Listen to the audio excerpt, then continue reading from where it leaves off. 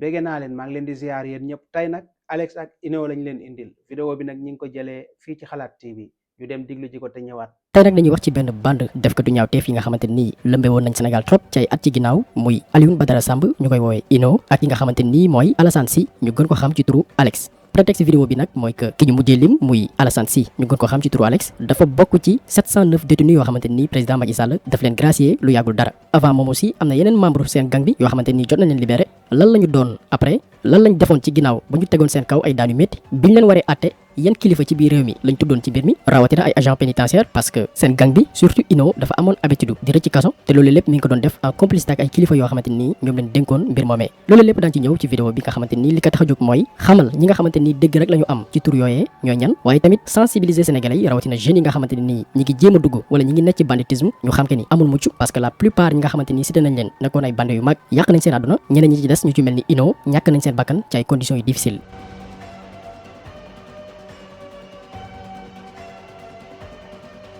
pour tàmbali dañuy def benn focus ci ki nga xamante ni bokk na ci benn ci chef bande yi nga xamante ne nii doon nañ def ay ñaawteef ci biir réew mi muy Alioune Badara Samb ñu gën ko xam ci Inew. Inew nag mi ngi juddu le 10 mars 1977 ci banlieue bu Dakar ci quartier bi nga xamante ni mooy Yëmbal li yéeme ci histoire am nag moom Inew mooy boo laajee ñi nga xamante ni jege nañ ko dañ lay xamal que ni bi mu nekkee xale nekkul woon xale boo xamante ni dafa violent woon maanaam ësul woon. anecdote bu ndaw même bu doon jouer football ak ay xaritam ci mbedd mi buñ ko sélectionné wul woon daawul xeex mais da doon jooy pour wane ni rek ab xale mën na bañ a yor jikoy bandi ci bi muy nekk tout tànk mais àndandoo yu bon yóbbaale ko ba soppi ko loolu moo dal Inew parce que gannaaw bu mu quitté école en classe de CM2 dafa commencé di fréquenter ay defkatu ñaawteef yu ci mel ni Banda Dabo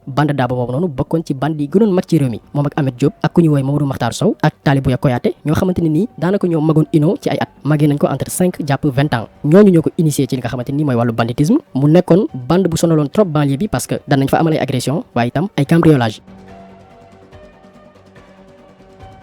en 1997 jamono jooju Inew mi ngi amoon seulement 20 ans ñu tegoon ko loxo ci li nga xamante ni mooy vol commis par plusieurs personnes maanaam def ñaawteef ànd ak ay doomi aadama ak ay yeneen infraction yu ci mel ni violence yor arme te amoo autorisation ak li nga xamante ni mooy sàccum oto. jamono jooju bi ñu defee perquisition ci biir këram moom Inew fekk nañ fa ay appareil électronique yoo xamante ni daf ko sàccoon pistolet automatique ak ñetti chargeur yoo xamante ne nii benn bi am na lu toll ci 8 cartouches de guerre.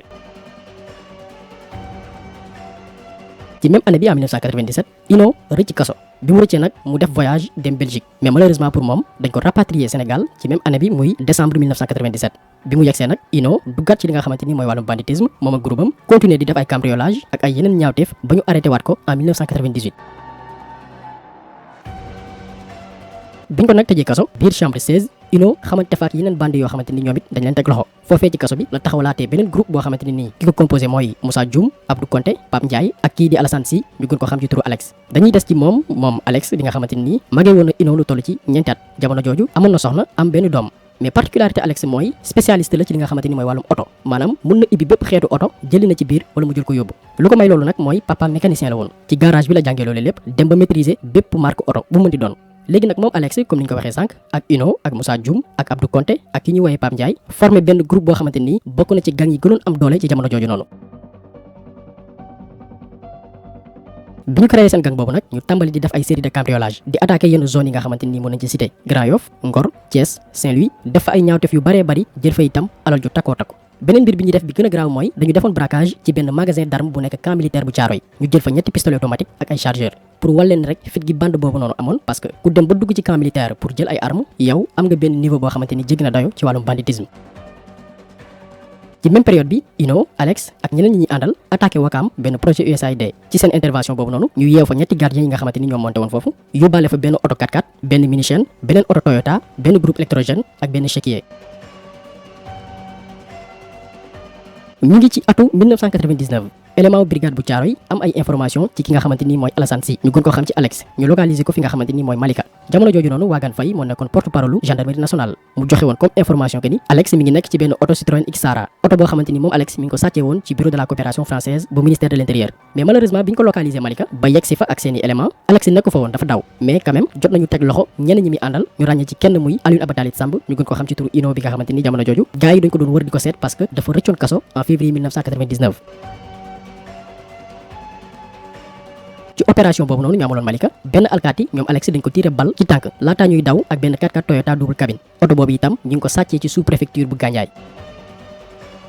gannaaw loolu nag groupement d'intervention de la gendarmerie nationale formé benn équipe bu toll ci 12 éléments pour teg loxo ki nga xamante ni mooy Alassane Sy ñu gën ko xam ci turu Alex. Finalement ñu ngi ko jàppee Ross Béthio moom ak yeneen defkatu ñaawteef yi mu àndal muy Bokar Ba ñu koy wooye Jibi, Cheikh Ba ak Ahmed Ba ñu koy wooye ci turu Ifra. biñ ko yóbbee Rebeuss moom Alex fekk fa xaritam bi di Ino, mais jamono jooju dafa amoon problème biir administration pénitentiaire pour Sénégal ci rëccu kaso bi nga xamante ni Ino amaloon na ko parce que d'après ay information dafa rëccoon ci ndimbalu ay responsable prison bi. Jamono jooju en 1999 ñu ibbi ab enquête pour xam yan responsable pénitentiaire ñoo dimbali Ino ba mu rëcc kaso.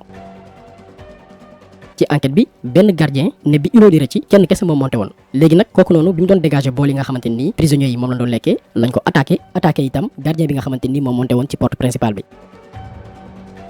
mais thèse boobu noonu gars yi mënuñu ko woon dégg parce que dañu jàppoon ni yenuwul maanaa. ci noonee yenn ci ay responsable prison bi ñu tekki seen ndombal tànk ki ci njëkk mooy Badara Fall bi nga xamante ni moo nekkoon adjoint au régisseur de la prison centrale de Rebeuss. ñu teggi ndombal tànkam parce que dañ ko accusé ni moo dimbali Ino ci rëcc gi mu rëcc. le 10 juin 1999 doyen des juges muy Demba Kandji placé ko sous mandat de dépôt tëj ko ci kaso bi nga xamante ni mooy Rebeuss ak prisonniers yi nga xamante ni moo leen waroon garder.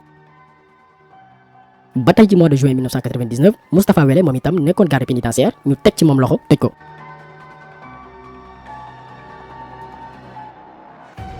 jamono jooju aussi yeneen personnalité ci biir réew mi impliqué nañ leen woon ci mbir mi kenn ki ci gën a ràññee mooy ndem si yàlla si Ben Bass Diagne yàlla na suuf fooyof ci kawam mu nekkoon patron wu rajo bii di Dunia. moom nag lu tax ñu tegoon ko loxo mooy parce que nee nañ dafa jëndoon ay matériel informatique yoo xamante ni ñoom Ino ñoo ko jaay te matériel boobu noonu dañ ko sàccee ci service de la météo bu Sénégal. information yooyu noonu Ino moo ko joxe woon gannaaw bañ ko tegee loxo te bi alkaati yi demee ci bureau Ben Bass Diagne effectivement fekk nañ fa benn écran plat ak benn ordinateur boo xamante ni nii service de la météo moo ko moomoon. ñeneen itam tegoon nañ leen loxo ñu ci mel ni ay doomi transporteur bi nga xamante ni mooy Barolo ñoom itam impliqué woon na leen ci mbir mi ba teg leen loxo.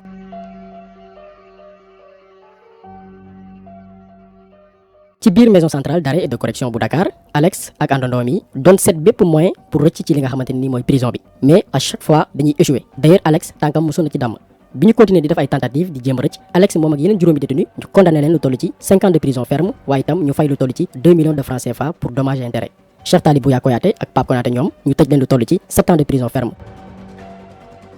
mais entre temps Ino moom ak yeneen détenu jot nañu rëcc le 6 juillet 2001 bi ñu génnee ñu formé waat beneen groupe boo xamante ne nii li leen tax a jóg mooy di opérer ci yenn localités yu mel ni Saint-Louis Mbacké Mboro ak Dakar. ñoom nag lu bëri ci seen intervention càcc gi ñu doon amal ñu ngi ko jëmale woon ci ay oto di def tamit ay hold-up ak ay cambriolage mais tamit doon nañ attaqué ay station de service ci gox bii di Patte d'Oie ak Ouakam mu doonoon ay braquage yoo xamante ni dañ ko doon def di gaañ ay doomu aadama parce que jamono jooju ki ñuy wooye Ifra ñu ko doon dippee le sanguinaire dafa yoroon jaasi goo xamante ni nii da ko doon goraate attaque yu bëri amaloon nañ ko ci biir réew mi mais takk der yi ñoom tàyyi wuñ ci di leen seet ñi ngi doon continuer di mener ay enquête ak ay recherche ba bis biñ leen di localiser fi nga xamante ni nii mooy ci yoonu Mauritanie bi gendarme yi nga xamante ni ñoo nekk Kébémer fexe ba teg leen loxo ñu nëbb leen jante bi fi nga xamante ni nii mooy Rebeuss. gannaaw bañ ko tegee loxo nag Ino ñu war ko àtte ci kanamu tribunal des flagrants délits moom Ino teggi tuuma ñu ko doon teg bu mu jëlee kàddu mu nangu ne daan na def ay càcc di attaqué ay bërëb moom ak ay àndandoom mais di xamal ni moom musul rey nit wala gaañ doomi aadama ci opération yi mu daan mëne parce que ci fàttali Ino ak Alex malgré cambriolage yi nga xamante ni ñu ko doon def di sàcc ay oto di toj ay locaux di fa jël ay alal malgré loolu lépp ñoom musuñu rey doomi aadama en tout cas bu ñu sukkandikoo ci PV yi nga xamante ne nii fësal nañ ko ci seen enquête Ino ba tey bi mu jàkkaarloo ak ki nga xamante ni mooy madame la juge yëkkati fa yile kàddu ne juge bi ci boppam ëllëg bis bu occasion présenté waatee pour ma rëcc dinaa rëcc génn kaso ba parce que fële ca 100 mètres conditions yi nga xamante ni moom lañu doon dencee dafa métti trop loolee sabab ma rëcc moom Ino mooy wax ba léegi ne bu dul dara sax ab doomi aadama laa mais gannaaw bañ ma tegee loxo def naa lu mat fanweeri fan ak juróom-ñett ci biir kaso bi ñu xañ ma samay ak yelleef yu bari rawatina xañ ma li nga xamante ni mooy faju sama bépp droit dañ ko salfaañe ci biir kaso bi Ino yëkkati yooyee kàddu bi mu jàkkaarloo ak juge bi mais teewul condamné nañ ko à perpétuité. ginnaaw ba mu delloo kaso pour tëdd penam Ino dundam commencé jël beneen tournure parce que dafa xamanteeg ci biir kaso bi ndem si yàlla si di Abdou Latif Gueye bi nga xamante ni moo fondé ONG bii di Jamra te jamono jooju mu nekkoon président ONG l'Afrique aide l'Afrique moom Abdou Latif Gueye ñu tegoon ko loxo le 20 juin 2002 ci dossier wu antirétroviraux yi loolu beneen dossier la mais Abdou Latif Gueye dafa am rôle bu bari bu mu joué woon ci dundu Ino bi mu nekkee ci biir kaso bi parce que moo tax mu dellu si waat di jaamu yàlla maanaam di julli ak def yenn farata yi d'ailleurs Abdou Latif Gueye ci boppam moo jàngal Ino alquran ci biir kaso bi mu dem ba koy tari waaye itam di ko bind ñoom ñaar ñu doon partagé lu bari parce que ci nettali Abdou Latif Gueye lépp luñ ko mësaan indil ci biir kaso bi da ko doon séddoo ak Ino ba ni muy génnee kaso moom Abdou Latif Gueye dafa continuer di taxaw Ino d'ailleurs bi mu doon voyager dem Maroc le 23 novembre 2004 dafa wax ay proches am ñu taxaw ki nga xamante ni mooy Ino. jamono di dox Ino commencé di yëg feebar ci biir kaso bi dafa amoon feebar bi nga xamante ni moom la ñuy woowee insuffisance rénale muy sooxaale ak jàngoro jooju ci biir kaso bi ba niñ koy évacuer ci pavillon spécial bu hôpital Aristide Le Dantec. foofee la ñàkkee bakkanam bisu àjjuma 29 janvier 2005 ci 11h ci suba kaddu yu mujj nag yi nga xamante ni moom la yëkkati ci bi muy génn àdduna moom Ino mooy ay kaddu ngërëm rawatina jëmale ci ki nga xamante ni mooy Abdou Latif Gueye bi nga xam ni moo ko xamal diineem waaye itam jàngal ko lii di alxuraan. d'ailleurs Abdou Latif Gueye bi Ino di génn àdduna mi ngi ko fekk Maroc mais teewul wax na ay mbokkam ci njiital Mame Matar Gueye ñu taxawu Ino denc ko comme l'islam nu mu ko santaane ci noonee lañ ko denc ci armeelu Yoff. ci enterrement bi nag ñu fa teewoon ci ay mbokkam daanaka bariwul kañ fa ràññee daal mooy benn sëram bu wuyoo ci turu Kiné Samb.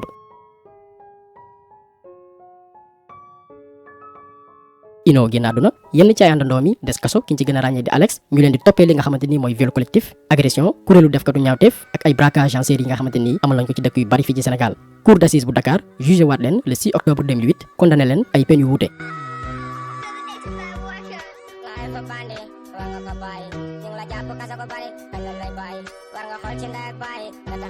En 2016 Alex ak ay àndandoom yi nekk ci biir kaso bi bind ab lettre di sakku ci askanu Sénégal ñu baal leen àq ñeenti at lañ ci teg yoon wu Sénégal accepté demande boobu noonu waaye ñenn ci ñoom kese la ñu bàyyi mën nañ ci cité Alioune Badara Diakhaté ñu koy wooyee Boy Naar Pape Ba ñu koy wooyee Tukuleur Baba Alioune Traoré Ahmed Ba ñu naan ko Ifra Moussa Dioum Cheikh Ba Déthié Faye Daouda Ba Mandiaye Ndiaye Mbaye Touré Ndiaye Bassirou Sila Siley Goudel Diallo Latir Sarr Mamadou Keita alias Yàgg Bounama Gueye Fodi Cissé ak ñeneen. gannaaw nag bañ leen bàyyee ñenn ñi dem nañ moodu yi ña ca des nekk ci biir réew mi di amal seen activité mu desoon Alex ak ñeneen moom Alex bi nga xamante ni lu yàggul dara président de la république gracié na ko.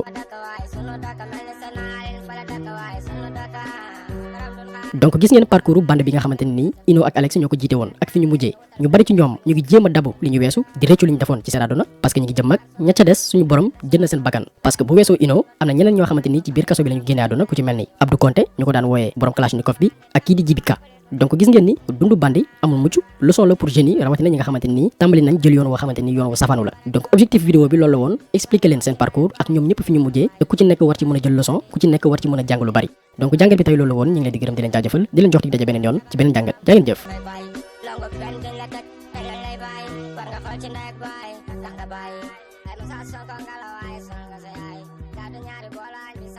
mi ngi noonu li gars yi di wax bandi du yoon bandi du bejjaaw mujj gu ñaaw dof dee mbaata di jël mi ngi noonu en tout cas amul benn sens képp ki nga xam ne yaa ngi ci maa ngi lay ñaan yàlla mu génnee la si jàmm ak salaam ndax amul mucc kaso ngay mujj hôpital wala nga dee rek amul benn mucc képp ku ci nekk yàlla na la ci yàlla génnee ñi ngi noonu ba beneen yoon incha allah lii lañ leen indiloon tey